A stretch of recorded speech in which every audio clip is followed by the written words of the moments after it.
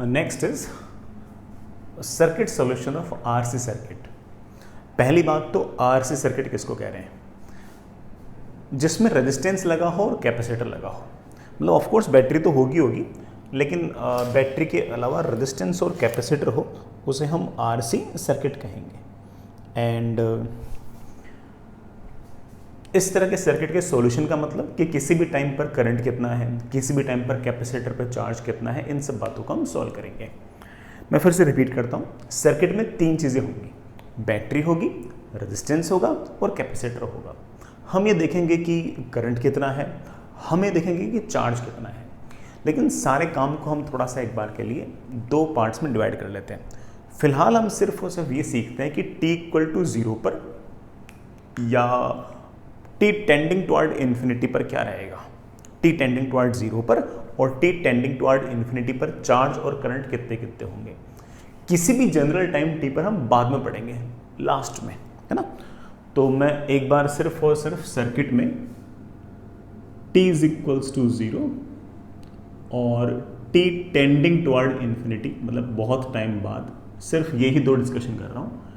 t tending toward infinity मतलब steady state,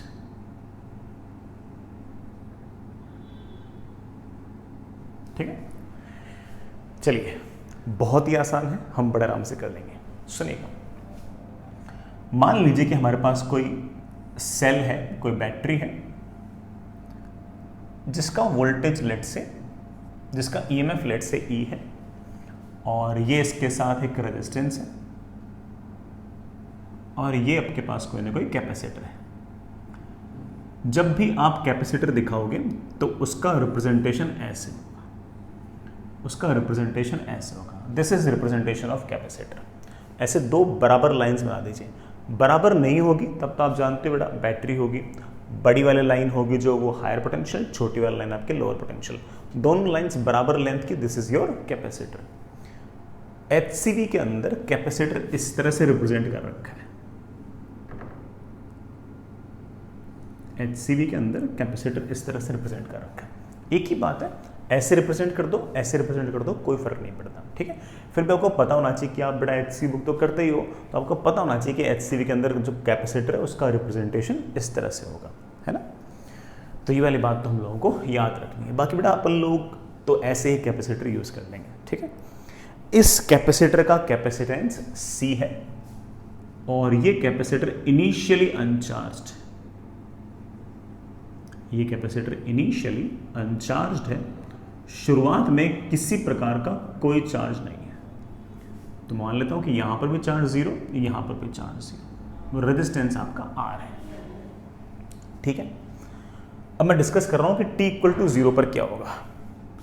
t=0 पर क्या होगा, मान लेते हैं कि बेटा यहां पर कोई स्विच है ऐसे, और मैंने उसको t=0 पर ऑन कर दिया, मतलब t=0 पर आपका सर्किट ऑन हो गया एक तरीके से।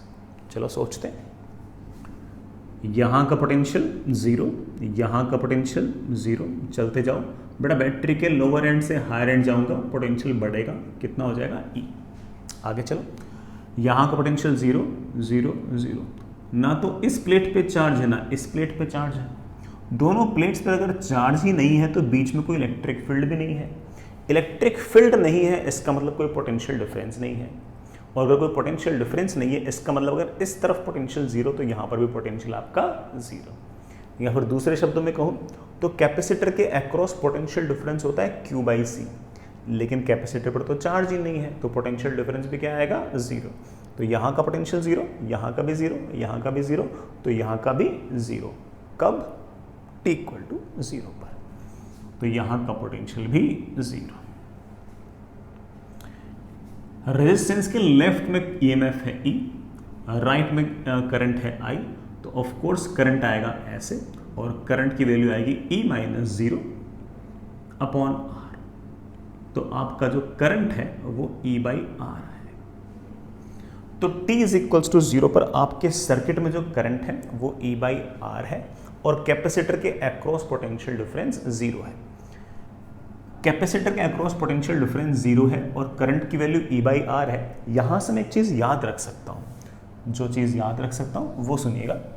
वो बात ऐसी है कि t इज इक्वल्स टू 0 पर हमारा जो सर्किट है it is something like this.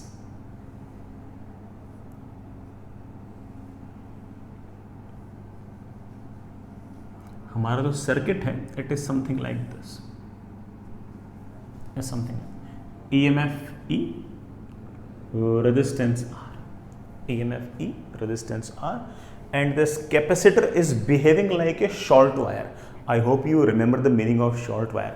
Short wire मतलब जीरो रेजिस्टेंस वाले वायर की तरह बिहेव कर रहा है, जीरो रेजिस्टेंस वाले वायर की तरह बिहेव कर रहा है, ठीक है।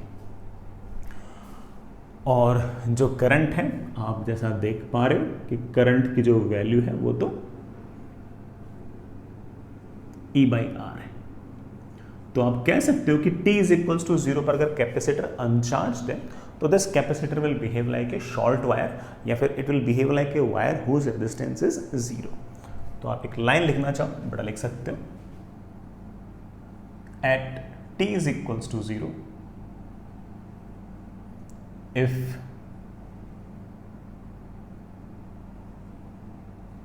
capacitor is uncharged,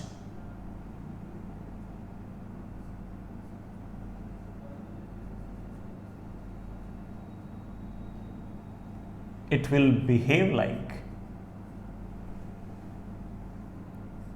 short wire।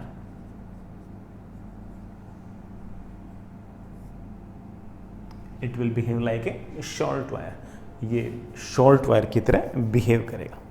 Fair enough. अब अगली बात सुनना बच्चा, अब आगे की बात सुनो। अब जैसे ही करंट आ गया, अब जैसे ही करंट आया तो ऑफ कोर्स करंट आएगा तो इस प्लेट पे चार्ज आएगा।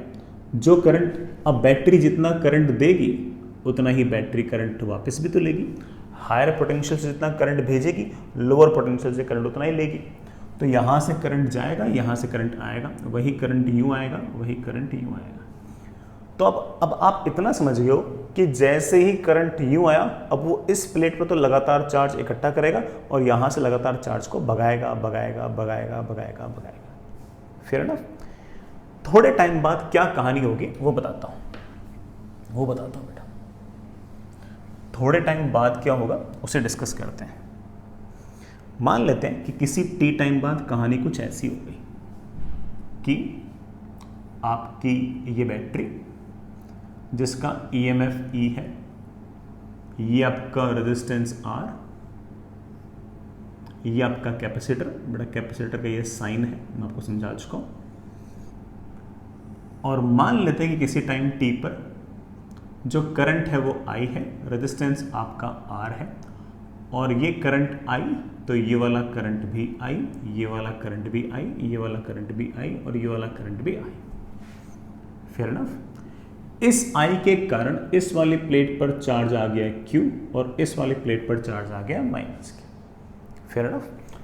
करंट आएगा तो यहाँ पर चार्ज पॉजिटिव, यहाँ पर चार्ज नेगेटिव। यहाँ पर चार्ज अगर पॉजिटिव और यहाँ पर चार्ज अगर नेगेटिव तो electric field will be like this.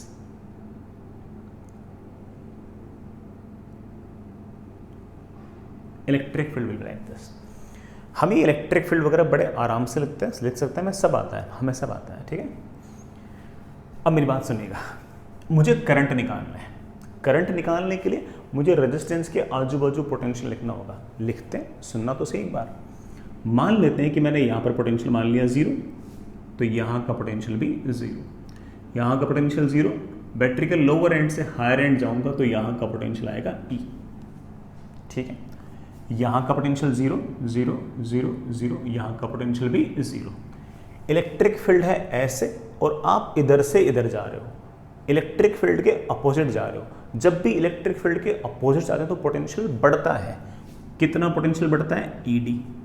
E क्या है? Electric field. इस Q चार्ज की वजह से इलेक्ट्रिक फील्ड आएगी Q/2A epsilon not, minus Q charge की वजह से आएगी QA/2 एप्सिलॉन नॉट। कुल मिलाकर आ गई है Q/A एप्सिलॉन नॉट इंटू यहाँ से यहाँ तक की डिस्टेंस। मान लेते हैं दोनों प्लेट्स बीच की डिस्टेंस आपके पास है D। इस A epsilon not upon C को हम पहचानते हैं बेटा कितना है? C। तो इसका मतलब यहाँ से तक का पोटेंशियल डिफरेंस Q/C है। मेरे बच्चे बोलेंगे सर ये वाली बात हमें पहले से पता ही थी, ये वाली बात तुम्हें पहले से पता ही थी कि यहाँ से यहाँ तक का जो पोटेंशियल डिफरेंस आएगा वो Q/C आएगा। बस हमने ये बात और याद कर ली है कि नेगेटिव चार्ज से पॉजिटिव चार्ज जाऊंगा तो पोटेंशियल बढ़ेगा। लॉजिक से तो पता ही था, because electric field is like this, positive charge ये, नेगेटिव चार्ज ये, इलेक्ट्रिक फील्ड ऐसे, यहाँ से यहाँ जाऊंगा तो पोटेंशियल बढ़ेगा, पता ही था, पता था ना। लेकिन हमें अब और पता लग गया कि जब भी नेगेटिव चार्ज से पॉजिटिव चार्ज आऊंगा तो इतना पोटेंशियल बढ़ेगा। यहाँ का पोटेंशियल 0 था तो यहाँ का पोटेंशियल आपके पास आ गया Q/C। अब देखना, रेजिस्टेंस के एक तरफ है EMF E, रेजिस्टेंस के एक तरफ पोटेंशियल है Q/C, तो अब करंट की वैल्यू आएगी E minus Q/C upon R। ये बेटा करंट है किसी भी टाइम पर। हम आगे जाकर कभी न कभी इस इक्वेशन को सॉल्व भी करेंगे, आज नहीं करेंगे। सर आज क्यों नहीं करेंगे? बेटा हेडिंग में लिखा हुआ ना T = 0 और T टेंडिंग टुवर्ड इन्फिनिटी पर ही बात करनी है एक बार, बाकी बातें बाद में कर लेंगे, थोड़ी तो है ना तसल्ली रखो, ठीक।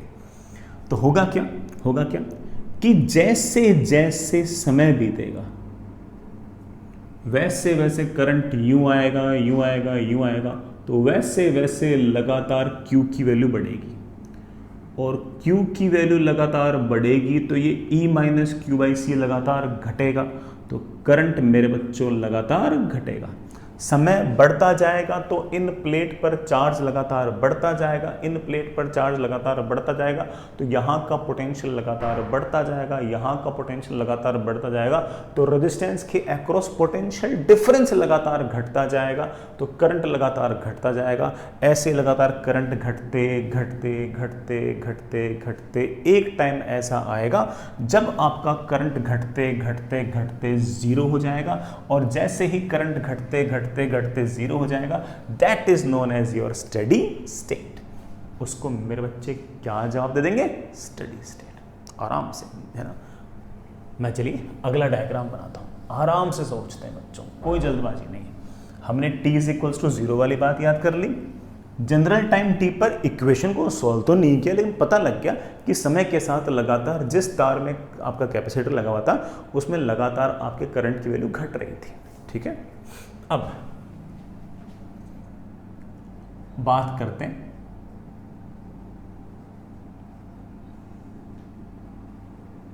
Eight steady state. Steady state पे क्या हुआ? स्टेडी स्टेट पे ये आपकी बैटरी, ये आपका रेजिस्टेंस,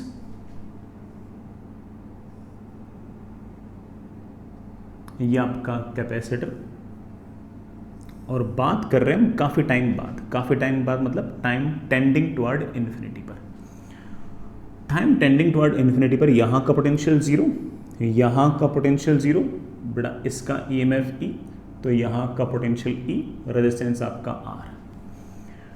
जब काफ़ी टाइम बीत चुका होगा तो काफ़ी टाइम बीतते बीतते बीतते बड़ा आप जानते हो, मैं फिर से बना देता हूँ, यहाँ पर चार्ज Q, यहाँ पर चार्ज -Q, करंट आया था ऐसे, वो जो करंट आ रहा था लगातार इस Q चार्ज को बढ़ाया जा रहा था।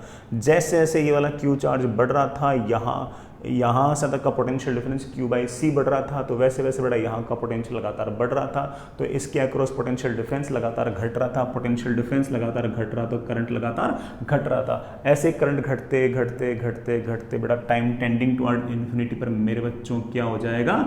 0।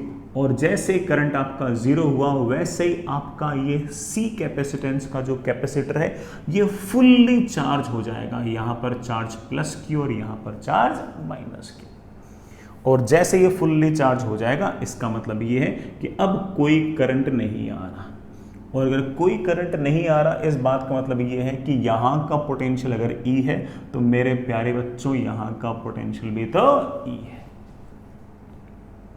भाई रेजिस्टेंस के अक्रॉस पोटेंशियल डिफरेंस होता है IR, जब I ही 0 हो गया तो ऑफ कोर्स IR भी 0 हो गया, और अगर IR 0 हो गया इट मींस दैट जितना पोटेंशियल इस तरफ उतना ही पोटेंशियल इस तरफ।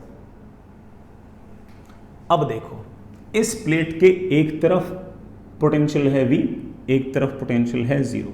What is the potential difference? तो आप बोलोगे sir potential difference is E - 0। तो कितना चार्ज होगा? आप कह सकते हो कि सर कैपेसिटर पर चार्ज का फॉर्मूला होता है CV।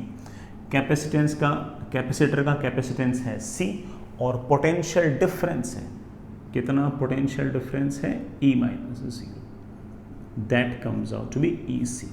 और इसमें से आपकी इस प्लेट के पास चार्ज होगा प्लस EC और इस प्लेट के पास चार्ज होगा minus EC।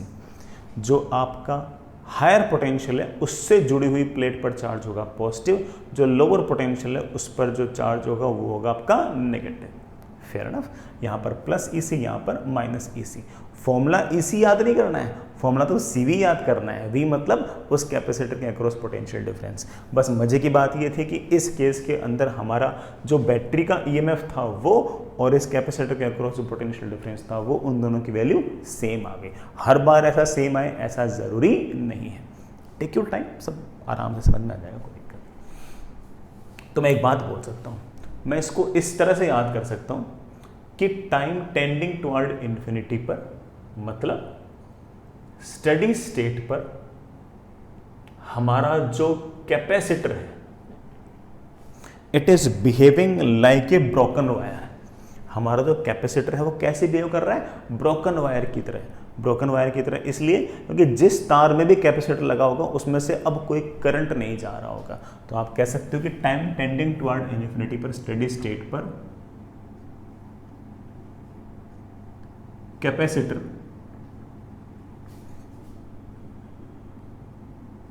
is behaving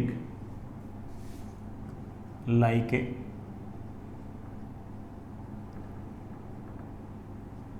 broken wire, एक ब्रोकन वायर की तरह बिहेव कर रहे हैं। और आप कह सकते हो कि स्टेडी स्टेट पर ये रहा आपका कैपेसिटर, ये रहा आपका रेजिस्टेंस, ये limit. Time tending toward infinity पर आप कह सकते हो कि ये जो अरेंजमेंट है इसकी तरह बिहेव करेगा। मैंने बेटा ब्रोकन, इस तार को तोड़ दिया एक तरीके से, ब्रोकन वायर की तरह बिहेव करेगा, कोई करंट नहीं गुजरेगा। तो टाइम टेंडिंग टुवर्ड इन्फिनिटी पर आप ऐसा मान सकते हो कि आपका जो कैपेसिटर है ये एक ब्रोकन वायर की तरह बिहेव करेगा। I hope that's fair enough. आगे चलिए हम बेटा एक दो बातें इसके अंदर सीख गए, है ना? अच्छी बात है, दो बातें हम अच्छी सीखें। हालांकि इन सब बातों को हम धीरे धीरे और कंपाइल करते हैं और सीखते हैं।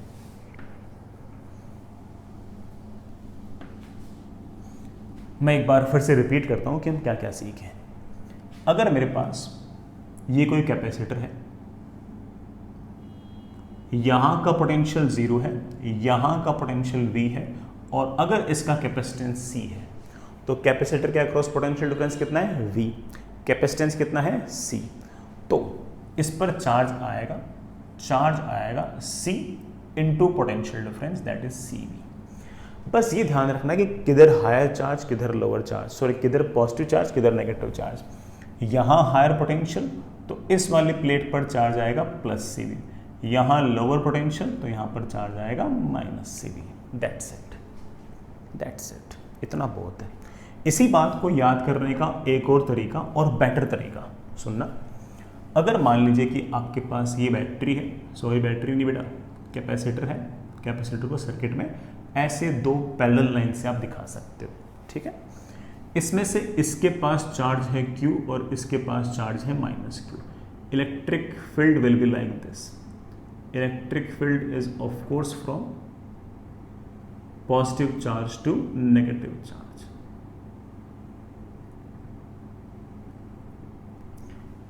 इलेक्ट्रिक फील्ड अगर ऐसे है तो यहाँ इलेक्ट्रिक फील्ड के अपोजिट जाओगे तो पोटेंशियल बढ़ेगा, तो यहां से यहां जाओगे तो पोटेंशियल बढ़ेगा, यहां से यहां जाओगे तो पोटेंशियल घटेगा। तो आप याद कर सकते हो जब भी इधर से इधर जाओगे तो प्लस Q/C और जब भी इधर से इधर जाओगे तो पोटेंशियल डिफरेंस आएगा माइनस Q/C। अच्छा पॉइंट है, ये याद रखना है। इधर से इधर जाओगे तो प्लस Q/C, इधर से इधर जाओगे तो माइनस Q/C।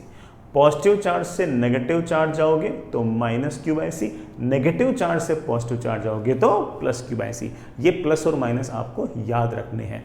जब भी पॉजिटिव से नेगेटिव जाओगे, पॉजिटिव चार्ज से नेगेटिव चार्ज वाले प्लेट पे जाओगे तो ऑफ कोर्स आप इलेक्ट्रिक फील्ड की तरफ जा रहे हो तो पोटेंशियल घटेगा तो माइनस क्यू बाई सी।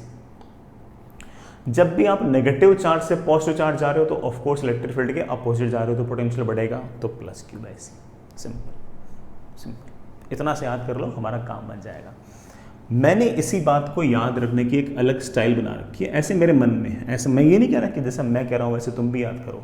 आप तो कहोगे सर मैं लॉजिक समझ गया कि सर पॉजिटिव से नेगेटिव चार्ज जाऊंगा तो minus Q by C, negative से पॉजिटिव जाऊंगा तो sir plus Q by C. ऐसे मेरे को याद हो गया, बिल्कुल सही बात बेटा, आपको याद हो गया। लेकिन मैंने भी एक ऐसे मन में ऐसे एक स्टाइल बना रखी है कि मैं इसको ऐसे याद रखता हूँ। मैं ऐसे याद रखता हूँ कि अगर ये प्लेट है, ये कैपेसिटेंस है C, इसका चार्ज है Q, इसका चार्ज है माइनस Q।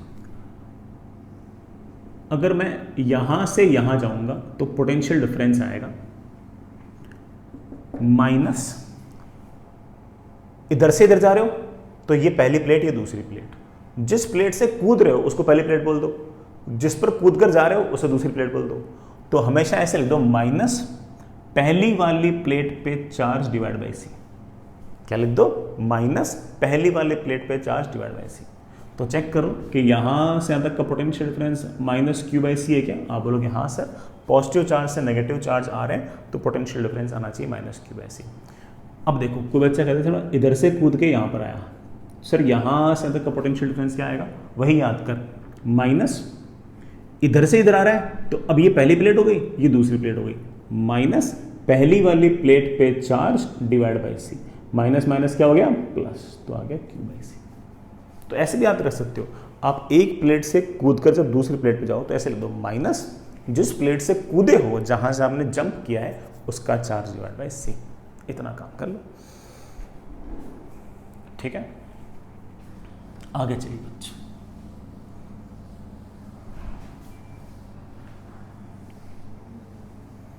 आगे चलिए बच्चों। अब मैं एक बात छोटी सी और बोल रहा हूं। कैपेसिटर पर जो चार्ज है ना बेटा, वो अचानक से चेंज नहीं होगा। जैसे मान लीजिए कि एक छोटा सा पॉइंट और है, ये बेटा मान लीजिए आपके पास रेजिस्टेंस है और ये आपके पास कोई कैपेसिटर की प्लेट्स है।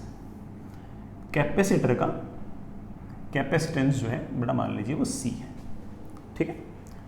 अब मान लीजिए बेटा I करंट आया, I करंट आया तो I करंट ही तो जाएगा, तो ऑफ कोर्स इस पर चार्ज आएगा प्लस dq, इस पर चार्ज आएगा माइनस dq।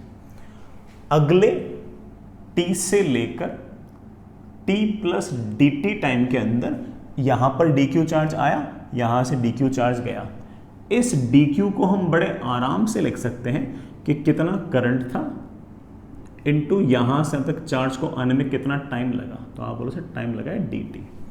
अब हम इस बात को जानते हैं कि हमारा जो dt है वो बहुत बहुत बहुत छोटा है, तो जो dq है वो बहुत बहुत छोटा है। मैं इससे ही बोलने की कोशिश कर रहा हूं कि कैपेसिटर पर जो चार्ज चेंज होगा वो ग्रेजुअली होगा। ऐसा नहीं कि कैपेसिटर पर चार्ज अचानक से चेंज हो गया, क्योंकि अगर टाइम बहुत छोटा सा होगा तो चार्ज का चेंज भी बहुत ही छोटा सा होगा। तो आप ऐसा कह सकते हो कि charge on capacitor will always change gradually. ये ऐसे नहीं कि ड्रास्टिकली चेंज हो गया, फटाक से चेंज हो गया। हाँ, फटाक से तब चेंज हो सकता था जब आपका करंट जो है वो इनफाइनाइट होता। मान लो अगर करंट इनफाइनाइट होता, उस केस में मेरे बच्चे ऐसे बोल सकते थे कि सर इनफाइनाइट इनटू जीरो, हमने मैथ्स में पढ़ रखा है कि infinite into zero can be something finite. तो sir infinitely small time interval के अंदर भी अगर करंट इनफाइनाइट हुआ तो चार्ज अच्छा खासा चेंज हो सकता है, और sir with in fraction of seconds आपका चार्ज अच्छा खासा चेंज हो सकता है। लेकिन वो तब होता जब आपका करंट इनफाइनाइट होता, और करंट इनफाइनाइट तब हो सकता है जब तार के पास रेजिस्टेंस ना हो, और आप जानते हो तार के पास कोई ना कोई रेजिस्टेंस तो होगा ही होगा, बिना रेजिस्टेंस का तार तो होगा ही नहीं। सुपर कंडक्टर वाली बात अलग है, सुपर कंडक्टर हम कंसिडर करेंगे ही नहीं। हाँ, जीरो रेजिस्टेंस सवालों में हो सकते हैं, प्रैक्टिकल लाइफ में जीरो रेजिस्टेंस नहीं होंगे, ठीक है, हमारे पास तो नहीं होंगे। तो हम ऐसा मान के चलेंगे कि कैपेसिटर पर चार्ज जो है वो अचानक से चेंज नहीं होगा। मेरे बातों का गलत अर्थ मत निकालना। मैंने ये नहीं कहा कि कैपेसिटर पर चार्ज चेंज नहीं होगा। कैपेसिटर पर चार्ज चेंज होगा, लेकिन ग्रेजुअली चेंज होगा। ऐसे नहीं कि फटाक से चार्ज चेंज हो गया। उसको हमेशा चेंज होने में वक्त लगेगा, चेंज होने में समय लगेगा। तो एक लाइन लिखिए बेटा,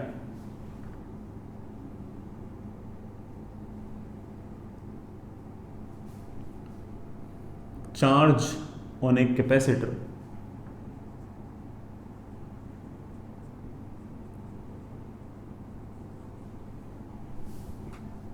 doesn't change in infinitely small time interval। Capacitor पर चार्ज जो है वो इनफाइनाइटली स्मॉल टाइम इंटरवल में चेंज नहीं होगा, हमेशा वो चेंज होने में वक्त लेगा, मतलब ग्रेजुअली चेंज होगा। लिख सकते हो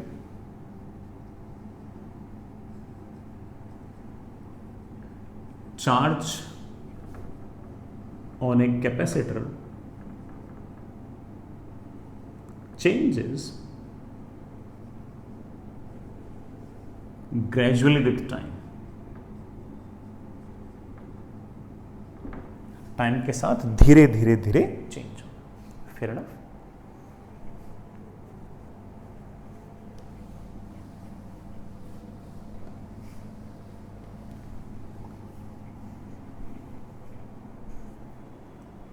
ठीक है बच्चों, ये वाली बात बड़ा आपको समझ में आई गई होगी। आगे चलते हैं बच्चों। नेक्स्ट, इसी बात का यूज करेंगे, है ना। इसी बात का यूज करके अपन बहुत सारी बातें सीखेंगे। तो मैंने आपको कुल मिलाकर 3 बातें याद कराई हैं। Time t is equals to 0 पर कैपेसिटर अगर अनचार्ज्ड है तो वो शॉर्ट वायर की तरह बिहेव करेगा। टाइम टेंडिंग टुवर्ड इन्फिनिटी पर जब आपका कैपेसिटर फुल्ली चार्ज हो जाएगा उस टाइम पर वो ब्रोकन वायर की तरह बिहेव करेगा। व्हेन आई से broken wire I mean that जिस भी तार में कैपेसिटर जुड़ा होगा उस तार में से गुजरने वाला करंट आपका 0 हो जाएगा। एंड लास्ट की कैपेसिटर पर जो चार्ज होगा वो यूं चेंज नहीं होगा, थोड़ा समय लेगा। ठीक है, समय लेगा। ठीक, चलिए बच्चों, इस बात पे हम कुछ सवाल करते हैं और कुछ बातें सीखते हैं। सबसे पहला सवाल बेटा, आपके पास सवाल ऐसा है कि ये बैटरी, ये रेजिस्टेंस आपका R1, ये स्विच,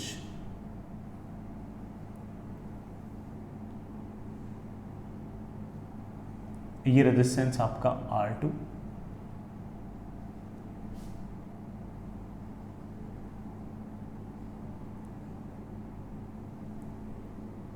ये वाला रेजिस्टेंस आपका R3 और ये कैपेसिटेंस आपका C, और ये कैपेसिटर इनिशियली अनचार्ज्ड है।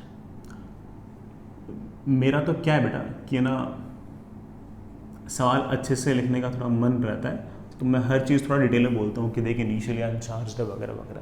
कई बार हो सकता है कि सवाल के अंदर इनिशियली अनचार्ज ना लिखा हो तो आप मान सकते हो। ठीक है, कि अगर इनिशियली कुछ नहीं बोला हुआ तो आप कैपेसिटर को अनचार्ज मान सकते हो। मैंने t इज इक्वल्स टू 0 पर स्विच को ऑन किया। t इज इक्वल्स टू 0 पर मेरे बच्चों मैंने स्विच को ऑन किया। सवाल लिखिए, फाइंड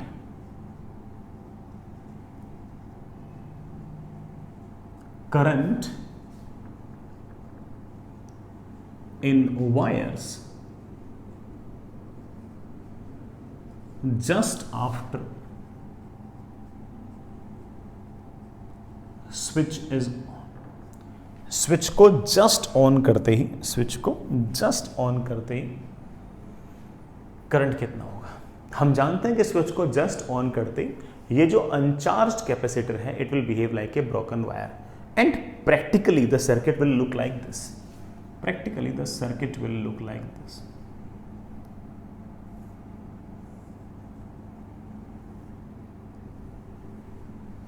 ओ बेटा, बैटरी का EMF E है,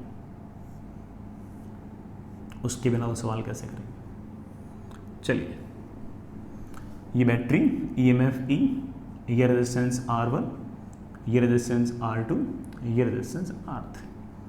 current will come like this, let's say this current is I, इसके दो टुकड़े होंगे, कुछ इसमें से कुछ इसमें से। देखते हैं, ये R3 है, ये R2 और R3 दोनों पैरेलल में है। इन दोनों का जो इक्विवेलेंट आएगा, you know it very well, that is R2 R3 upon R2 plus R3। इन दोनों का जो इक्विवेलेंट रेजिस्टेंस है वो आपके R1 के साथ सीरीज में है, तो प्लस R1, ये आ गया आपका इक्विवेलेंट रेजिस्टेंस। फेयर ना? तो हम करंट तो लिख ही सकते हैं, ये वाला जो कितना करंट होगा वो होगा that will B EMF upon R equivalent, that is EMF upon R2 R3 upon R2 plus R3 plus R1। ये करंट होगा, ये करंट होगा बेटा। अब इसमें से कुछ करंट इसमें से गुजरेगा, let's that is I dash. कितना करंट गुजरेगा इसमें से? आप बोलो सर याद है मुझे हल्का फुल्का। इसमें से जो करंट गुजरता है उसकी वैल्यू होगी R3 upon R2 plus R3 into I। यही फॉर्मूला बेटा। इसमें से गुजरने वाला करंट होगा R3 upon R2 plus R3 into actual कितना करंट आ रहा है। पूरा सोल्व करना चाहो पूरा सोल्व कर सकते हो। आप कह सकते हो कि इसका करंट इंटू ये रेजिस्टेंस इज इक्वल्स टू इसका करंट इंटू इसका रेजिस्टेंस, वैसे भी कर सकते हो।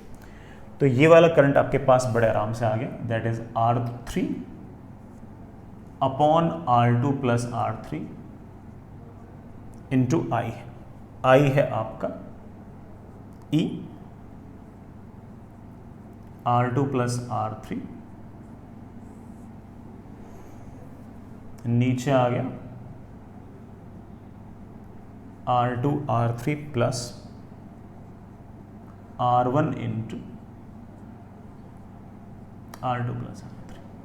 ये R2 प्लस R3 बेटा आपका कैंसिल हो गया और हमारे पास करंट की वैल्यू आ गई है ER3 upon R2 R3 plus R1 into R2 plus R3। Fair ना? कोई मुझसे पूछ रहे सर इसमें से कितना करंट होगा बेटा? इसमें से करंट होगा I minus I dash. I आया था, I डैश इसमें चला गया, इसमें से आएगा I माइनस I डैश। ठीक है बेटा, वो भी तुम लिख ही सकते हो। तो ये वाला जो करंट आ जाएगा इसकी वैल्यू शायद बेटा आ जाएगी E इंटू R2 अपॉन नीचे डिनोमिनेटर तो वही रहेगा R2 R3 plus R1 into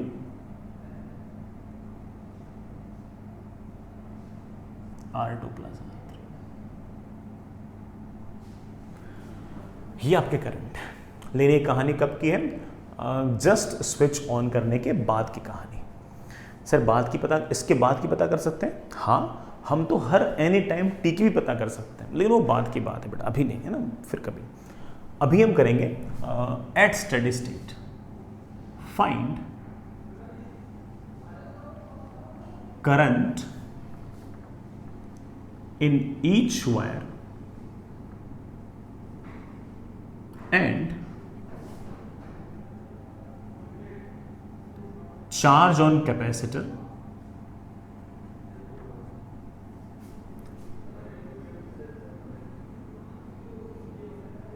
eight steady state.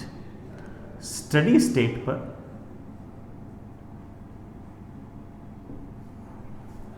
State पर हर तार में कितना करंट होगा और कैपेसिटर के पास कितना चार्ज होगा, ये आपका अगला सवाल है।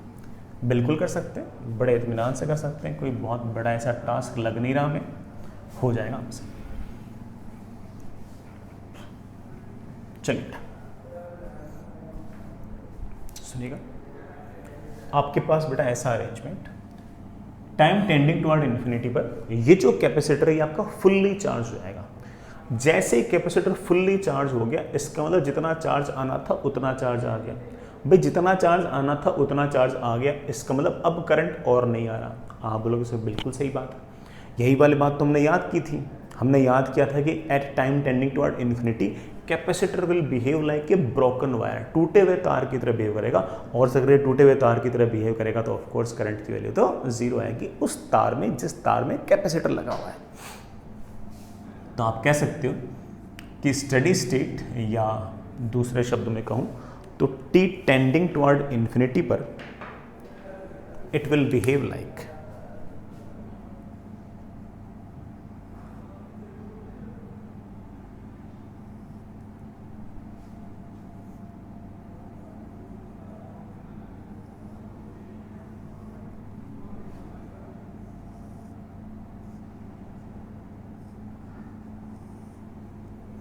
It will behave like broken wire. ये आपका R3, ये आपका R2, ये आपका R1, ये EMF है। यहाँ से करंट जाएगा, यहाँ से करंट जाएगा, इसमें से तो करंट जाना ही नहीं है, कैपेसिटर फुल्ली चार्ज हो गया, करंट की ज़रूरत ही नहीं है, इधर करंट जा ही नहीं सकता।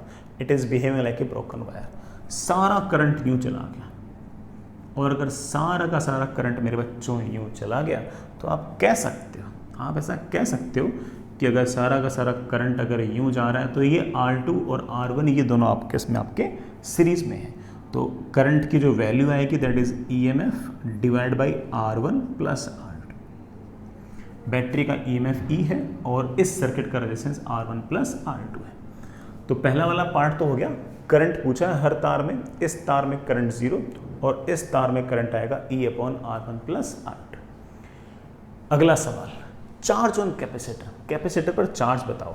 आप कहोगे कि सर जैसे किसी तार में जब भी हम लोगों को करंट पूछते थे तो हम रेजिस्टेंस के आजू बाजू पोटेंशियल लिखते थे, उसी तरह से अगर कोई मुझसे कैपेसिटर पर चार्ज पूछता है तो मैं कैपेसिटर के आजू बाजू पोटेंशियल लिखना चाहता हूँ, और ये फॉर्मूला लगाने का मन करता है मेरा, Q is equals to CV। V क्या है?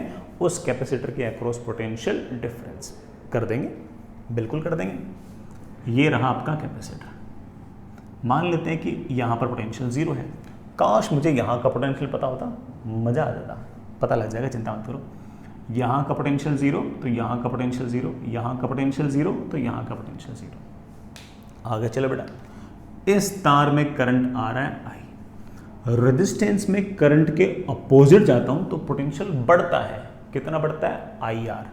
करंट कितना है? I। रेजिस्टेंस कितना है? R2। तो यहाँ का पोटेंशियल आ गया I इंटू R2। I कितना है?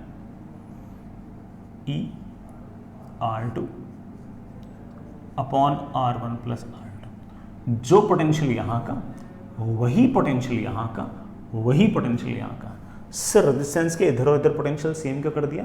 क्योंकि इस रेजिस्टेंस में तो करंट ही नहीं है, और अगर करंट नहीं है तो यहाँ का पोटेंशियल भी आपके पास आ गया E R2 upon R1 plus R2। हमने बातों ही बातों में कैपेसिटर के इस तरफ और इस तरफ पोटेंशियल्स लिख लिए। कितना पोटेंशियल डिफरेंस आया है? This minus 0। तो आप कह सकते हो कि सर ये वाला लोअर पोटेंशियल है, ये 0 से बड़ा आ रहा है, ये हायर पोटेंशियल है, तो यहाँ पर ऑफ कोर्स प्लस चार्ज, यहाँ पर माइनस चार्ज, और उस Q की वैल्यू होगी कैपेसिटेंस, सवाल में दे रखी है, into potential difference. Potential difference is E R2 upon R1 plus R2।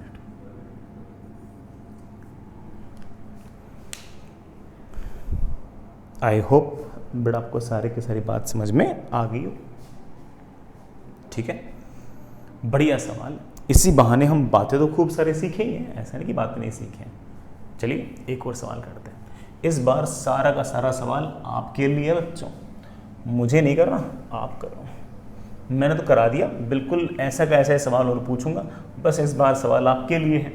मैं सिर्फ इस बार वैल्यूज़ वाला सवाल पूछ लेता हूँ वेरिएबल की जगह। आपके पास इस तरह का अरेंजमेंट है, ये बैटरी, इसके साथ ये resistance, switch,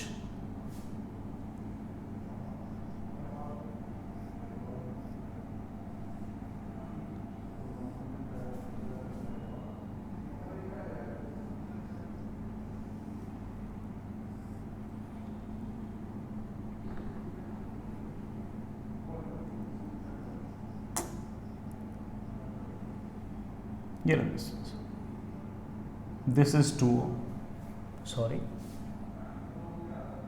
this is 3 ohm, this is 6 ohm, this is 2 ohm, this is 24 volts, this is 24 volts।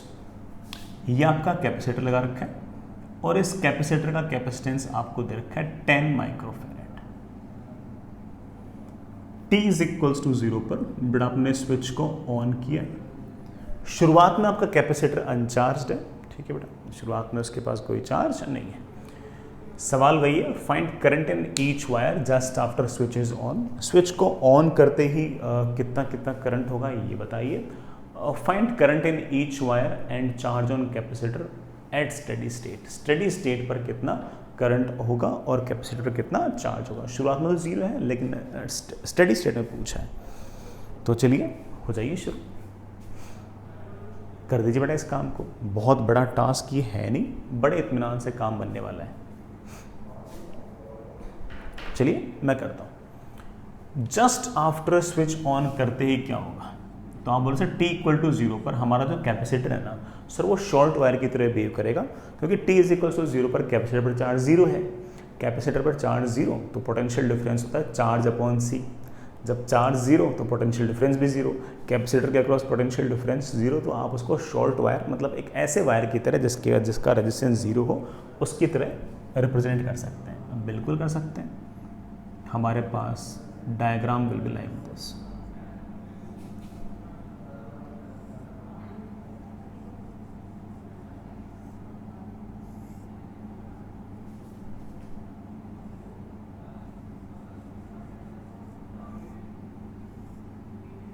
ऐसा होगा, this is your 3 ohm, this is your 6 ohm, this is your 2 ohm and this is your 24 volts।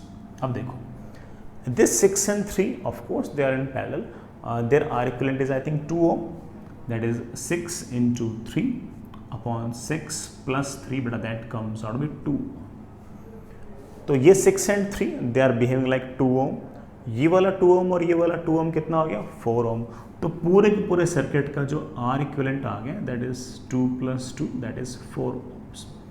Battery में से कितना current draw होगा, तो आप बोले 24 volt की बैटरी है, R इक्विवेलेंट 4 ohm है, करंट ड्रॉ होगा 6 एम्पियर। तो t इज इक्वल्स टू 0 में बड़ा बैटरी से करंट निकलेगा 6 एम्पियर। फॉर्मूले से भी निकाल सकते हो, लेकिन आप कहोगे सर ये करंट बढ़ जाएगा। रेजिस्टेंस है 2:1 के रेशो में, तो करंट बटेगा 1:2 के रेशो में।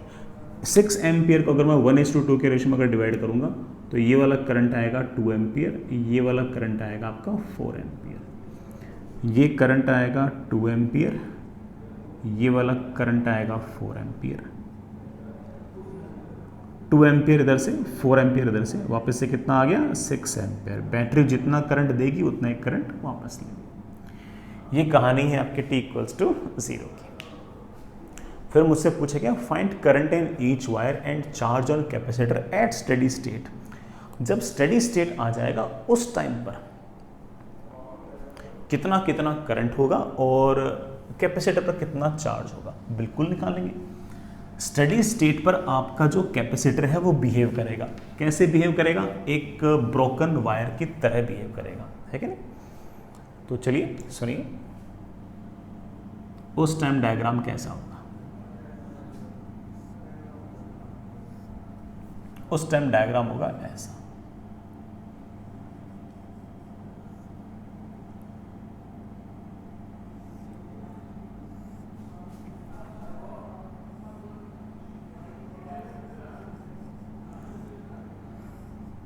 This is 3 ohm, this one is 6 ohm, this one is 2। Fair enough। बेटा बैटरी कितने की थी 24 वोल्ट्स। चलिए बच्चे ये क्या किया सर आपने, बेटा कैपेसिटर फुल्ली चार्ज हो जाएगा तो इस तार में करंट ही नहीं आएगा। इस बात करंट ये जो करंट है ये नहीं आएगा, इस बात को मैंने ऐसे याद कर लिया कि ये जो तार है ये ब्रोकन वायर की तरह बिहेव करेगा, ठीक है वो। तो अब आप कहोगे सर यहाँ से बैटरी से करंट आएगा लेट से आई करंट आएगा, इधर तो जा नहीं सकता, सारा करंट यूँ जाएगा, सारा करंट यूँ जाएगा, सारा करंट यूं, सारा करंट यूं, वही बेटा आई करंट वापस। ध्यान से देखो तो 2 ओम ये और 3 ओम ये, बेटा 2 and 3 बेटा कितना हो गया 5, 2 and 3 5। आप कह सकते हो कि सर अब आर इक्विवेलेंट के सर्किट की वैल्यू आ गई है 5 ओम, और बैटरी में से जो करंट निकलेगा that will be of course 24 volts divide by 5 ohm, I think that is 4.8 ampere. कुल मिलाकर हमने 4.8 एम्पियर करंट बाहर निकाला है। ये जो 4.8 एम्पियर बेटा करंट बाहर निकला है, ये सीधा का सीधा चलते चलते चलते चलते इधर तो जा नहीं सकता, सारा वही करंट 4.8 एम्पियर इधर जाएगा जाएगा जाएगा, वही 4.8 एम्पियर वापस आएगा। भाई बैटरी जितना करंट देगी उतना ही करंट तो वापस लेगी। हो गया काम। अरे कैपेसिटर पर चार्ज लिखना था। कैपेसिटर पर चार्ज निकालने के लिए फॉर्मूला हमारे पास एक ही है, कोई नया फॉर्मूला थोड़ी है। Q = CV। C मतलब उसका कैपेसिटेंस जो सवाल में दे रखा है 10 माइक्रोफेरेड, और V मतलब पोटेंशियल डिफरेंस। तो अब काम यह है कि काश मैं इस कैपेसिटर के अक्रॉस पोटेंशियल डिफरेंस लिख पाऊँ। लिख देंगे, कोई दिक्कत नहीं है। यहाँ कैपेसिटर दिखा दो। मैंने यहाँ का पोटेंशियल मान लिया 0, तो यहाँ का पोटेंशियल 0, तो यहाँ का पोटेंशियल भी तो 0। रेजिस्टेंस में करंट के अपोजिट जाऊंगा तो पोटेंशियल बढ़ेगा, बड़ा पोटेंशियल बढ़ेगा, पोटेंशियल बढ़ेगा। और यहां से यहां तक कितना पोटेंशियल बढ़ेगा? पोटेंशियल बढ़ेगा I × R।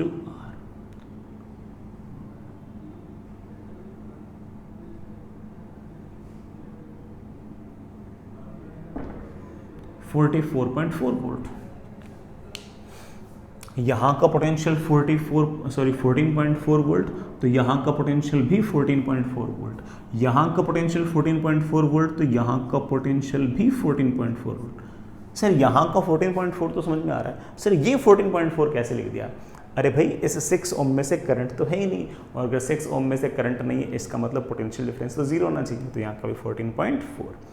यहाँ का पोटेंशियल 14.4 वोल्ट, यहाँ का potential 0। I think potential difference has comes out to be 14.4 volt. So charge on capacitor will be, what is the capacitance of this capacitor? 10 microfarad into what's the potential difference? Potential difference is 14.4 microfarad, and that comes out to be 144 micro, ये बड़ा volt है, micro farad into volt is of course coulomb. तो charge of capacitor 144 micro coulomb बोलना है, लेकिन कौन से plate पर कितना चार्ज आएगा हम वो भी बता सकते हैं। आप बोलो सर ये हायर पोटेंशियल जुड़ी हुई है लोअर पोटेंशियल से, तो यहाँ का चार्ज तो आ गया 144 माइक्रो कूलाम, और यहाँ का चार्ज आ गया -144 माइक्रो कूलाम।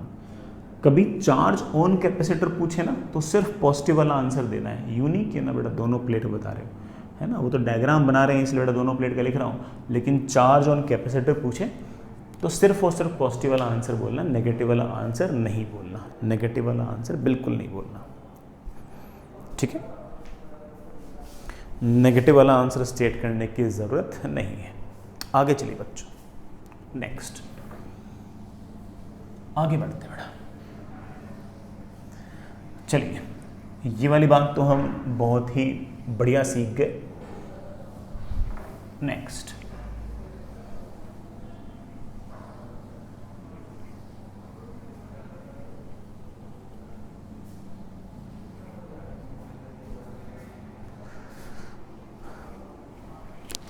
चलिए बच्चों,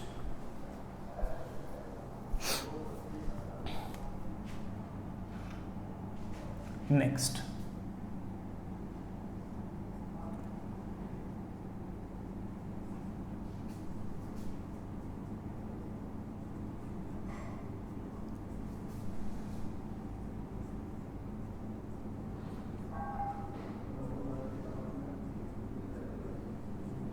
दो कैपेसिटर्स किस तरह से चार्ज को शेयर करते हैं उसको देखते हैं। ऐसे छोटा सा टॉपिक है ना, और कोई बहुत ज़्यादा इसकी हाई फाई थ्योरी नहीं है, सुन सकते हो। सुनेगा, आपके पास ये एक कैपेसिटर है,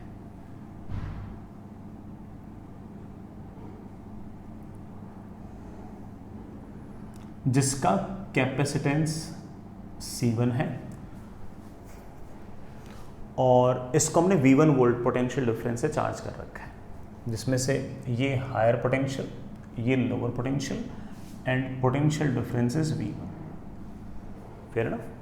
तो आप ऑफ कोर्स इस बात को समझ गए हो कि इस वाले प्लेट पर चार्ज आ गया है प्लस C1 V1 और इस वाले प्लेट पर चार्ज आ गया है माइनस C1। ठीक है। इसी तरह से एक दूसरा कैपेसिटर भी है, ऐसे, और इसका इधर हायर पोटेंशियल इधर लोअर पोटेंशियल V2 वोल्टेज से चार्ज कर रखा है और इसका कैपेसिटेंस है C2। तो ऑफ कोर्स इस वाले प्लेट पर चार्ज आएगा C2 V2, इस वाले प्लेट पर चार्ज आएगा minus C2 V2। Fair enough. मैंने क्या किया कि इसको बड़ा किसी वायर से ऐसे कनेक्ट कर दिया, किसी वायर से हमने दोनों को कनेक्ट कर दिया। कनेक्ट किया तो चार्जेस थोड़ी देर तक तो भागे, चार्जेस थोड़ी देर तो भागेंगे, लेकिन आप जानते हैं कि फाइनल करंट जीरो हो जाएगा। फाइनल करंट तो इसलिए जीरो हो जाएगा क्योंकि जिस भी तार में कैपेसिटर लगे होते हैं ना, उस तार के अंदर फाइनल करंट जीरो होना तय है। फाइनली इस पर चार्ज जो है फाइनली इस पूरे के पूरे तार में करंट जीरो हो जाएगा। अच्छी बात है। मैं आपसे ये जानना चाह रहा हूं, find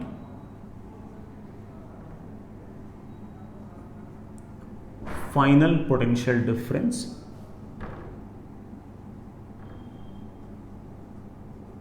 across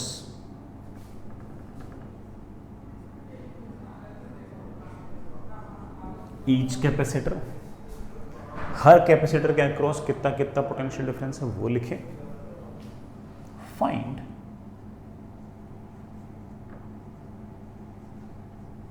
final charge on each capacitor. हर कैपेसिटर पर फाइनल कितना चार्ज है वो लिखें। ठीक है। और फाइंड हीट डिसिपेटेड। इस पूरे प्रोसेस में कोई हीट डिसिपेट हो रही है, कोई हीट बाहर निकल रही है, तो बताओ सर हीट क्यों डिसिपेट होगी? बेटा अगर ऐसे मान लो कि करंट जाएगा, थोड़ी देर करंट जाएगा भी, तो इन तारों में कोई ना कोई रेजिस्टेंस तो होगा ही ना, भले मैंने दिखाया ना, लेकिन रेजिस्टेंस तो होगा, तो कुछ ना कुछ हीट भी लगातार डिसिपेट होगी। वो हीट भी हम लोगों को निकालनी है। तो चलिए बेटा काम स्टार्ट करते हैं। आप थोड़ा सा ट्राई करो, मैं तब तक एक बार इंक भर लेता हूँ, है ना। आप भी बेटा ट्राई कीजिए।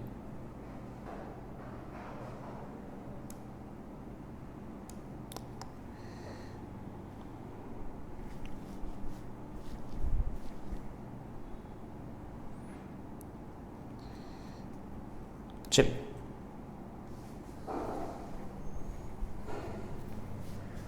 हाँ बेटा, मान लेते हैं कि फाइनली जो करंट दौड़ना था, जितना भागना था, उसके बाद फाइनली कहानी कुछ ऐसी होगी।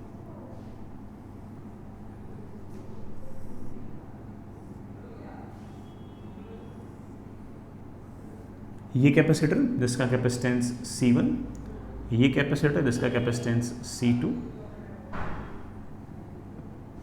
यहाँ का पोटेंशियल जीरो, यहाँ का पोटेंशियल जीरो, यहाँ का पोटेंशियल जीरो। करंट तो है नहीं बेटा कहीं पे। अब फाइनली जितना चार्ज जिस कैपेसिटर पर जमना था वो जम गया। यहाँ का पोटेंशियल जीरो, यहाँ का पोटेंशियल जीरो, यहाँ का पोटेंशियल जीरो, यहाँ का पोटेंशियल जीरो, यहाँ का पोटेंशियल जीरो, यहाँ का पोटेंशियल। मैंने इधर का पोटेंशियल मान लिया V, मैंने यहाँ का पोटेंशियल भी मान लिया V, और यहाँ का पोटेंशियल भी मान लिया V। सर हर जगह सेम क्यों मान लिया बेटा? इसलिए कि फाइनली इस तार में कोई करंट नहीं होगा, और अगर करंट नहीं होगा तो यहाँ का, यहाँ का, यहाँ का हर जगह पोटेंशियल सेम। अब देखो इस प्लेट पर चार्ज होगा C1V। क्यों? क्योंकि इस कैपेसिटर के अक्रॉस पोटेंशियल डिफरेंस है V, कैपेसिटेंस है C1, तो चार्ज होगा C1V। इस वाली प्लेट पर होगा माइनस C1V। इस कैपेसिटर को देखो बेटा, ये हायर पोटेंशियल, ये लोअर पोटेंशियल, यहाँ चार्ज पॉजिटिव, यहाँ चार्ज नेगेटिव। यहाँ पर चार्ज मेरे बच्चे होगा C2V और यहाँ पर होगा माइनस C2। पहला काम तो हो गया। अब मेरी बात सुनिएगा, इन दोनों प्लेट को जरा गौर से देखो।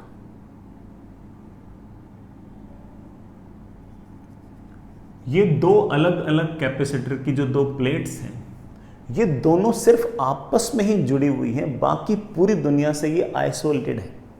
पूरी दुनिया से ये आइसोलेटेड है। आइसोलेटेड मतलब बड़ा और किसी से नहीं जुड़ी हुई, दोनों प्लेट सिर्फ आपस में जुड़ी हुई है। तो सर उससे क्या हो गया? उससे ये हो गया कि जब आपने इन दोनों प्लेट्स को जोड़ा होगा तो या तो इसने इसको चार्ज दिया होगा या इसने इसको चार्ज दिया होगा, है कि नहीं? तो इन दोनों के पास जितना नेट चार्ज जितना पहले था उतना ही दोनों के पास नेट चार्ज अब होना चाहिए। ऐसा तो है नहीं कि यहां से यहां चार्ज आ रहा था और बीच रास्ते में कोई ले गया, ऐसा तो दिख नहीं रहा सर्किट के अंदर। इसने इसको दिया होगा या फिर इसने इसको दिया होगा। इसका जितना चार्ज, इस प्लेट पर जितना चार्ज बढ़ा होगा उतना इसका घटा होगा, या फिर जितना इसका बढ़ा होगा उतना इसका घटा होगा। तो हम चार्ज कंजर्वेशन लगा सकते हैं।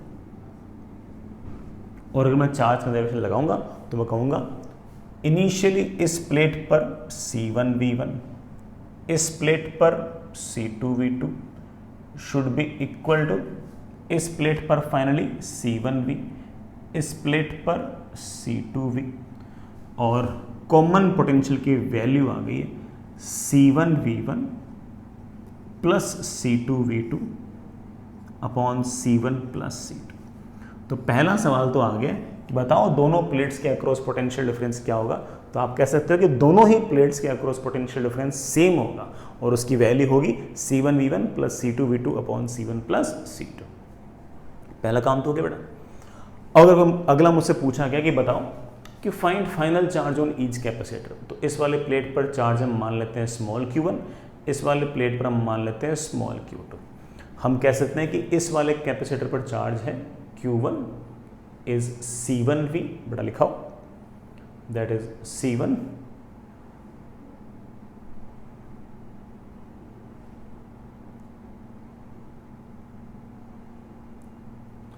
इस कैपेसिटर के पास कितना चार्ज है Q2, मैं उसको लिख सकता हूं C2V, दैट इज C2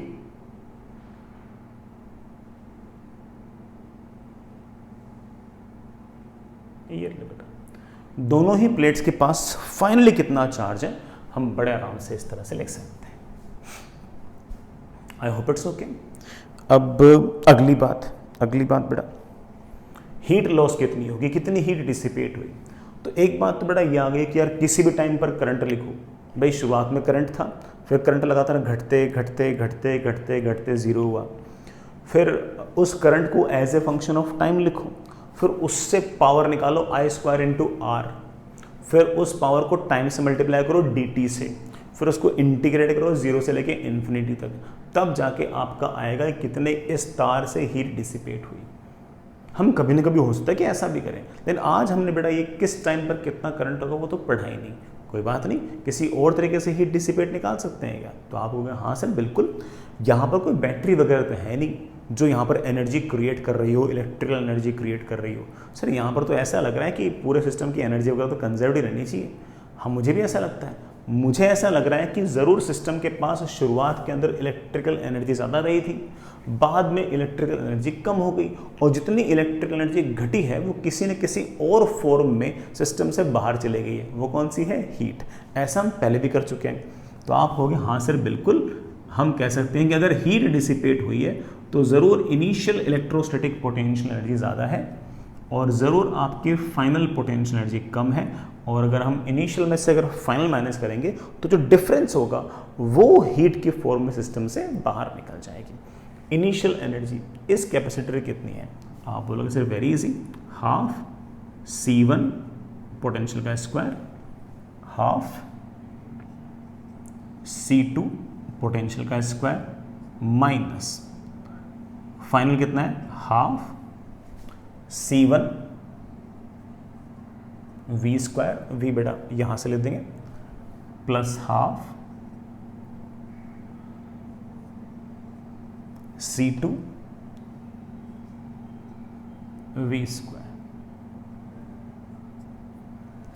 ये V कहां से लिखेंगे? ये V बेटा मैंने लिख रखा है सिर्फ वैल्यूज बेटा, और ऐसा लिखते ही बेटा आपकी जो हीट है, कर लेना बेटा इसको सॉल्व, जो आपकी हीट है उसकी वैल्यू आएगी half C1 C2 upon C1 plus C2 into V1 minus V2 का whole square, V1 minus V2 का, ये हमारा आंसर है। जो हीट डिसिपेट होगी फाइनली वो इतनी होगी। निकालना चाहिए बेटा, निकाल लेना, ऐसे कोई जल्दबाजी नहीं है। और मैं ये भी नहीं कह रहा कि कोई बहुत ही स्टैंडर्ड फॉर्मूले है कि बेटा याद कर लो। मैं तो तुम्हें ये कह रहा हूँ ना कि यार मैंने तो तुम्हें सारी बात बताई है कि कैसे चार्ज कंजर्व करना है, चार्ज कंजर्व करने के बाद कैसे पोटेंशियल्स लिखने हैं वगैरह वगैरह, पूरी बात बताई है। आप तो आराम से इनिशियल एनर्जी लिखो, फाइनल एनर्जी लिखो, माइनस करो, फिर हीट निकालो, कोई दिक्कत ही नहीं है ना। इसी में एक छोटा सा केस और करते हैं कि अगर दोनों कैपेसिटर की उल्टी पोलरिटी को कनेक्ट करते हैं, दोनों कैपेसिटर्स की अपोजिट पोलरिटीज को कनेक्ट करते हैं, मतलब पॉजिटिव चार्ज वाली प्लेट को पॉजिटिव चार्ज वाली प्लेट जो है एक कैपेसिटर की, उसको दूसरी प्लेट के नेगेटिव चार्ज वाली प्लेट से कनेक्ट करते हैं।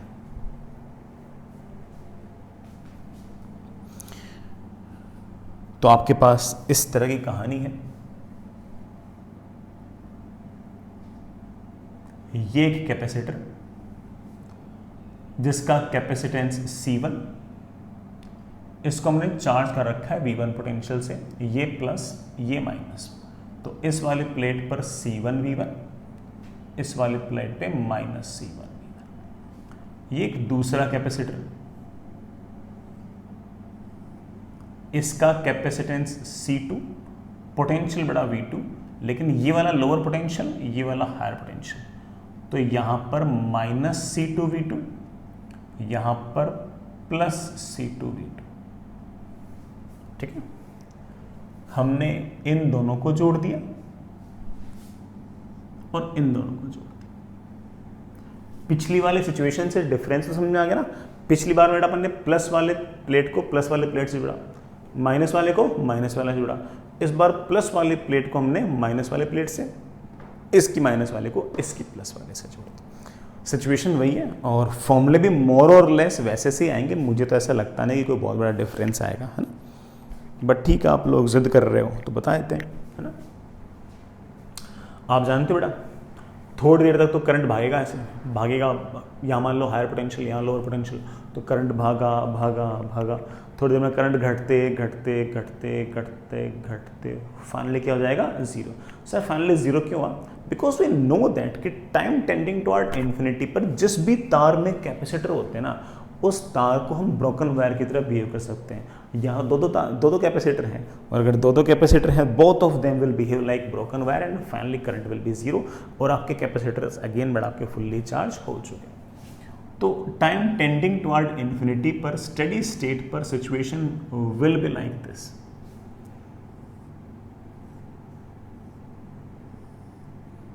It will be like this.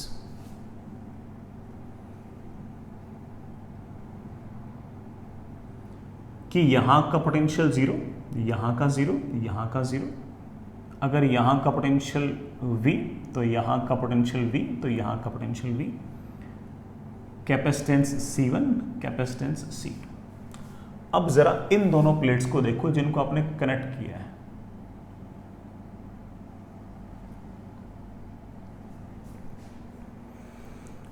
ये दोनों प्लेट आपस में जुड़ी हैं।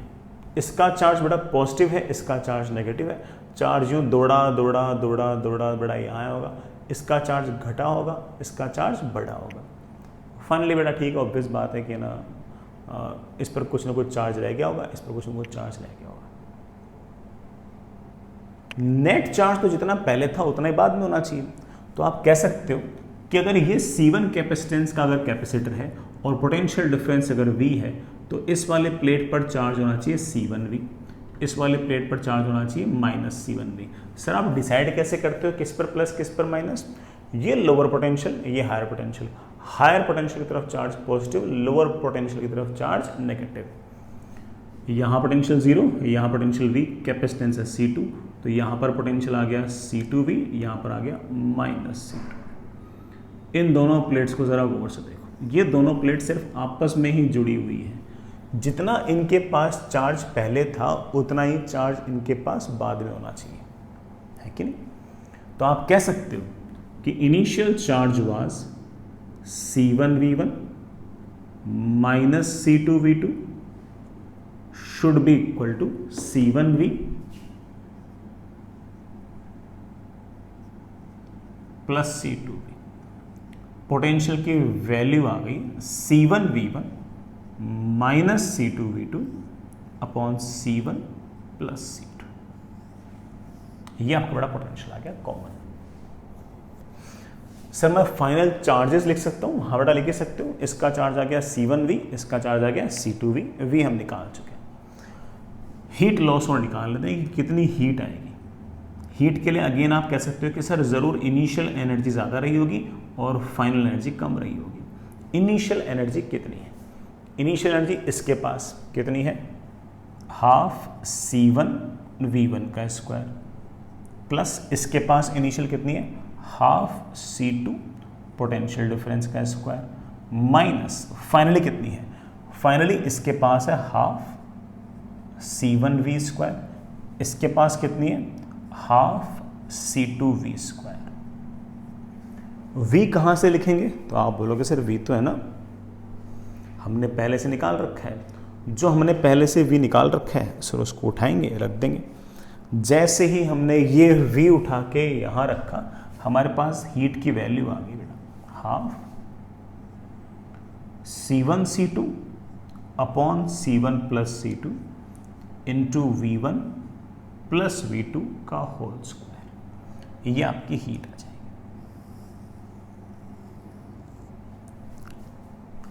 ये आपकी हीट आ जाएगी।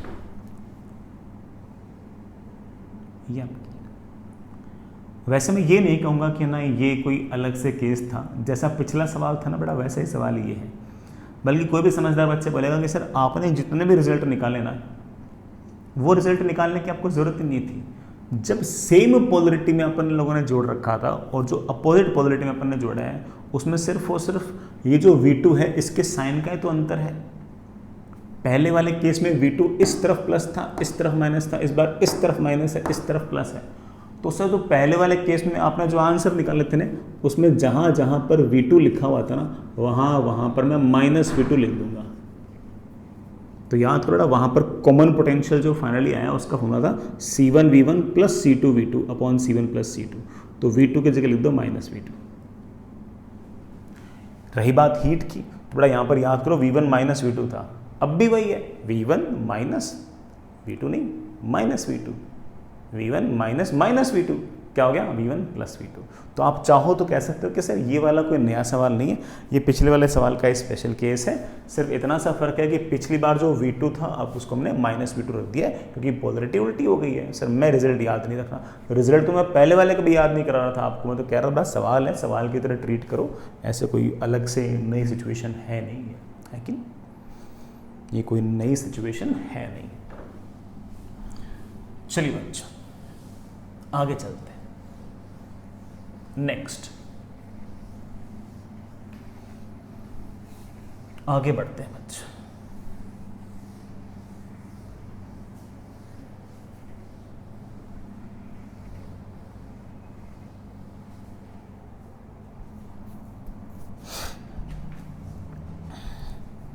अब मैं आपको एक छोटा सा कॉन्सेप्ट और बता रहा हूं, है ना, आराम से सुनना। अच्छा कॉन्सेप्ट है और इस पे बड़ा खूब सारे सवाल बनते हैं, करते हैं। मैं सवाल की तरह ही ले लेता हूँ इसको। आपके पास एक कैपेसिटर है,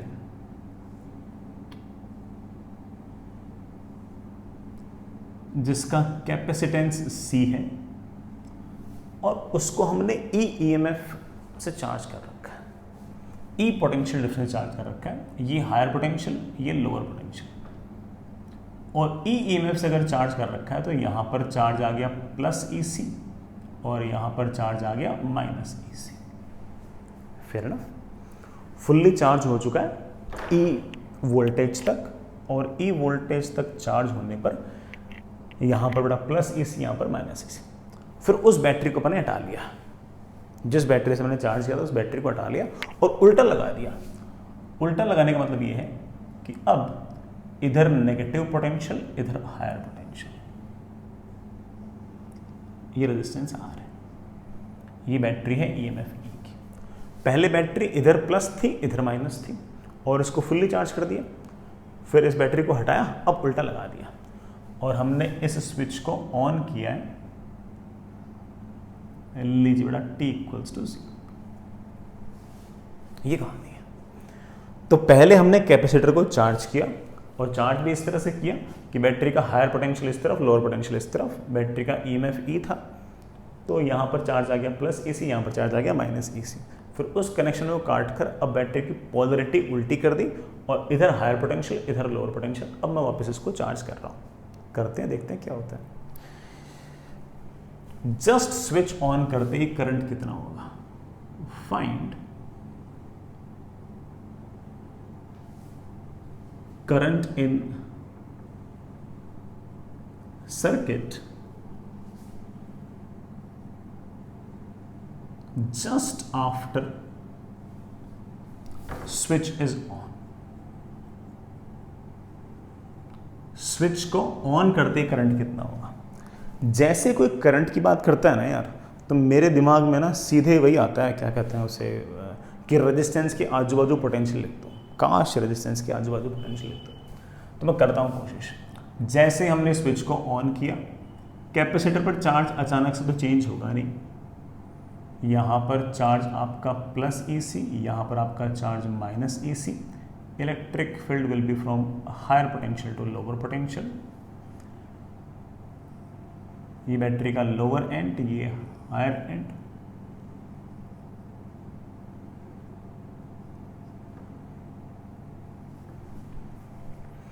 ये बैटरी का EMF। देखते हैं ये कब की बात है, जस्ट स्विच ऑन करने के बाद की बात। सर जस्ट स्विच ऑन करते तो सर कैपेसिटर शॉर्ट वायर की तरह बिहेव करता था। शॉर्ट वायर की तरह बिहेव तब करता था जब कैपेसिटर पर चार्ज जीरो होता था। चार्ज जीरो होता था तो पोटेंशियल डिफरेंस Q/C वो जीरो होता था, तो हम शॉर्ट वायर मान लेते हैं। आज शॉर्ट वायर थोड़ी मान लेंगे, आज कैपेसिटर के पास तो चार्ज है। कोई बात नहीं, हम रेजिस्टेंस के अक्रॉस पोटेंशियल डिफरेंस लिखने की कोशिश करते हैं, मेरे ख्याल से बात बन जाएगी। मान लेते हैं कि यहाँ का पोटेंशियल 0 तो यहाँ का पोटेंशियल 0, 0 0। बैटरी के लोअर एंड से हायर एंड जाऊंगा तो पोटेंशियल बढ़ेगा, तो यहाँ का पोटेंशियल E, यहाँ का E, यहाँ का E, यहाँ का भी E। चलते जाओ चलते जाओ चलते जाओ, इलेक्ट्रिक फील्ड की तरफ जाओगे तो पोटेंशियल घटेगा। मैंने तो याद भी करा रखा है बेटा, यहाँ से यहाँ तक का पोटेंशियल डिफरेंस होगा माइनस पहली वाली प्लेट पे चार्ज डिवाइड बाई C। पहली वाली प्लेट पे चार्ज है EC/C, तो यहाँ से तक का पोटेंशियल डिफरेंस आएगा माइनस E, मतलब E घट जाएगा, तो यहाँ का पोटेंशियल आ गया माइनस E। यहाँ का पोटेंशियल 0 तो यहाँ का पोटेंशियल माइनस E। नेगेटिव तो आना ही था बेटा, क्योंकि इलेक्ट्रिक फील्ड की तरफ जाओगे तो पोटेंशियल घटेगा। यहाँ का 0 था तो 0 से तो कम तो नेगेटिव ही होगा। हमने बातों ही बातों में रेजिस्टेंस के आजू बाजू पोटेंशियल लिख लिया है। इधर पोटेंशियल है E, इधर पोटेंशियल है minus E। Current in resistance always flows from higher potential to lower potential. The potential is difference is 2E, so current comes out to be 2E/R। ये करंट आएगा 2E/R, current आएगा 2E/R। अब ये जो current आ रहा है हमेशा इतना नहीं रहेगा, घटेगा, लेकिन ये जो करंट आ रहा है ये क्या करेगा, ये करंट बेटा ऑफ कोर्स इस प्लेट पर चार्ज बढ़ाएगा, इस प्लेट पर चार्ज घटाएगा, और बेटा करंट आता जाएगा आता जाएगा आता जाएगा आता जाएगा आता जाएगा आता जाएगा। बेटा कभी ना कभी करंट घटते घटते घटते घटते फाइनली 0 हो जाएगा। सर फाइनली 0 क्यों होगा, क्योंकि कैपेसिटर कभी ना कभी फुल्ली चार्ज फिर से हो जाएगा। जिस टाइम पर फुल्ली चार्ज हो जाता है कैपेसिटर, उस टाइम पर capacitor behaves like a broken wire और कैपेसिटर पर चार्ज आना हो जाता है बंद। तो टाइम टेंडिंग टुवर्ड इन्फिनिटी पर क्या होगा, अब जब फिर से स्टेडी स्टेट आएगी तब क्या होगा, जब फिर से स्टेडी स्टेट आएगी तब बेटा मेरे ख्याल से ऐसा होगा कि ये कैपेसिटर, ये बैटरी का लोअर एंड, ये हायर एंड, ये आपका रजिस्टर R, बैटरी का ये बेटा time tending toward infinity we know that current comes out to be 0। अगर यहाँ का पोटेंशियल 0 तो यहाँ का पोटेंशियल E, यहाँ का पोटेंशियल 0 तो यहाँ का पोटेंशियल 0। यहाँ पर करंट है नहीं तो इसका मतलब यहाँ का पोटेंशियल E तो यहाँ का पोटेंशियल भी E। कैपेसिटर के आजू बाजू हम लोगों ने पोटेंशियल लिख दिया, यहाँ का पोटेंशियल 0 है, यहाँ का पोटेंशियल E है। I think potential difference is E, capacitance is C, so charge should be equal to EC। लेकिन सर किधर हायर पोटेंशियल किधर लोअर पोटेंशियल? ऑफ कोर्स इधर हायर पोटेंशियल इधर लोअर पोटेंशियल, तो यहां पर प्लस ईसी यहां पर माइनस ईसी। सर पहले भी इस कैपेसिटर को हमने ई वोल्टेज तक ही चार्ज किया था, अब भी ई वोल्टेज तक ही चार्ज कर दिया। बिल्कुल सही बात है बेटा, लेकिन पहले हमने जब कैपेसिटर को चार्ज किया था तो हमने इधर हायर पोटेंशियल और इधर लोअर पोटेंशियल लगा था, अब इधर हायर पोटेंशियल रख दिया और इधर लोअर पोटेंशियल रख दिया। अंतर तो है ही, अंतर तो बेटा है। Fair enough. अगला सवाल, इसी में अगला सवाल, 3 सवाल पूछ रहा हूं एक साथ। Find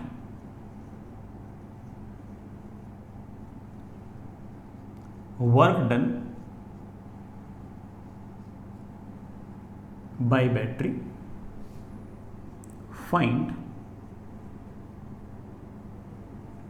change in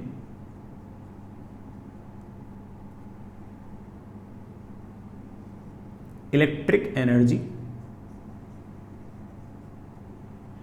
stored in capacitor. Capacitor कितनी इलेक्ट्रिक एनर्जी स्टोर करता है, उसमें कितना चेंज है, इनिशियल कितना था, फाइनल कितना है, वो निकालना है। Find heat lost in the process. इस पूरे प्रोसेस में कितनी हीट लॉस होगी? ऑफ कोर्स बेटा थोड़ी देर करंट तो गया ही था, करंट गया गया गया लगातार घटा घटा घटा जीरो, और करंट गया तो ऑफ कोर्स कुछ ना कुछ हीट लॉस तो आई होगी। सोचते हैं यार, मेरे ख्याल से तो बन जाएगा, कोई इतना बड़ा काम है नहीं, सब बन जाएगा। सबसे पहले वर्क डन बाय बैटरी। देखो यार, मैंने तुम लोगों को सिखा रखा है कि बैटरी के वर्क डन का फॉर्मूला होता है बैटरी का ईएमएफ मल्टीप्लाइड बाय बैटरी ने कितना चार्ज दिया है, बैटरी की पॉजिटिव टर्मिनल ने कितना चार्ज दिया है। याद करो, यही बड़ा वर्क डन बाय बैटरी था, या फिर यही वो एनर्जी थी जो chemical energy is converting into electrical energy. Battery का ईएमएफ है ई और बैटरी ने कितना चार्ज दिया है। सर कैसे पता लगेगा? दिमाग लगाओ। बैटरी ने जो चार्ज दिया है वो कहाँ जमा हुआ है? आप बोलोगे सर वो सारा का सारा चार्ज तो सर इस प्लेट पर जमा हो रहा है। इस प्लेट के पास चार्ज पहले माइनस ईसी था, अब प्लस ईसी है, तो मेरे ख्याल से इस प्लेट पर चार्ज का जो चेंज है वो 2EC है। और ये चार्ज आया कहाँ से? इस प्लेट पे। तो आप बोलो सर इस प्लेट के पास तो जो भी चार्ज आया वो इस बैटरी ने दिया होगा, तो कुल मिलाकर बेटा बैटरी ने चार्ज दिया है 2EC, और बैटरी का ईएमएफ है E, तो वर्क डन बाय बैटरी होगा बैटरी ने कितना ईएमएफ है और बैटरी के पॉजिटिव टर्मिनल से कितना चार्ज निकला है। यही हमारे बेटा बैटरी के वर्क डन का फॉर्मूला होता है। आई होप आपको याद आ गया होगा। तो वर्क डन बाय बैटरी कुल मिलाकर आ गए 2 टाइम्स E²C। Fair enough. अगला सवाल मुझसे पूछा गया है कि यार कैपेसिटर ने कितनी इलेक्ट्रिकल एनर्जी स्टोर कर रखी है, उसमें कितना चेंज है, अभी निकाल लेते हैं। पहले कितनी थी? तो आप बोलो सर पहले इसके पास थी हाफ C वोल्टेज का स्क्वायर, कितना पोटेंशियल डिफरेंस है E। सर फाइनली कितनी है? हाफ कैपेसिटेंस पोटेंशियल डिफरेंस का स्क्वायर E।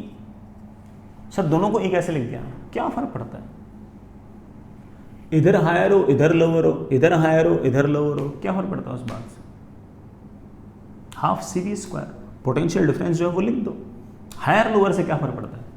हायर लोअर से एनर्जी लिखने में क्या फर्क पड़ता है बेटा?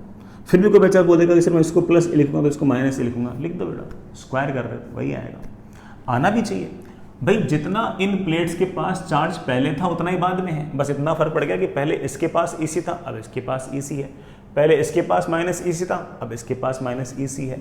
जितनी इलेक्ट्रिक फील्ड का मैग्नीट्यूड पहले था उतना ही इलेक्ट्रिक फील्ड का मैग्नीट्यूड अब है, डायरेक्शन चेंज हुई है। तो जितना इलेक्ट्रोस्टैटिक एनर्जी पहले स्टोर्ड थी उतनी ही इलेक्ट्रोस्टैटिक एनर्जी अब स्टोर्ड है। तो अगर कोई मुझसे पूछ ले कि सर कितनी एनर्जी में चेंज आया, तो बोल देना कि सर एनर्जी में तो कोई चेंज नहीं आया। What is the heat lost in the process? Sir process में कितनी हीट लॉस हुई? बड़ा हीट लॉस तो हुई है। अगेन हीट लॉस निकालने का एक थोड़ा अगेन एक ऐसा तरीका कि current as a function of time लिखो। Current as a function of time लिखो और पता करो कि इस रेजिस्टेंस का कितना पावर है। तो मेरे बच्चे बोले सर I² इंटू आर, ये पावर कांस्टेंट नहीं है, करंट लगातार घट रहा है।